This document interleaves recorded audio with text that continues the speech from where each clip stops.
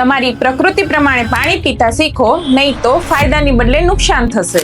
આયુર્વેદ મુજબ પાણી પણ દોષો પ્રમાણે પીવું જોઈએ. જો તમે વાત પ્રકૃતિના હો, કોન્સ્ટિપેશન, એન્ઝાઇટી, ડ્રાયનેસ સ્કિન હોય તો તમારા માટે ગરમ કરેલું પાણી બેસ્ટ છે. દિવસ દરમિયાન થોડું ગરમ પાણી સિપ કરતા રહો, જે વાતને બેલેન્સ કરે છે અને મેટાબોલિઝમ સુધારે છે.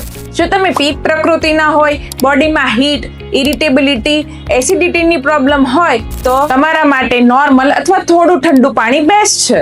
તમે આખા ધાણા, વરિયાળી અથવા ગુલાબવાળું પાણી લઈ શકો છો, જે પિત્તને કામ કરે છે, એસિડિટી જેવી પ્રોબ્લેમમાં મદદ થાય છે. જો તમે કફ પ્રકૃતિના છો, લેઝીનેસ, વેઇટ ગેઇન, હેવીનેસ જેવી પ્રોબ્લેમ હોય તો તમારા માટે ગરમ કરીને ઉકાળેલું પાણી બેસ્ટ છે.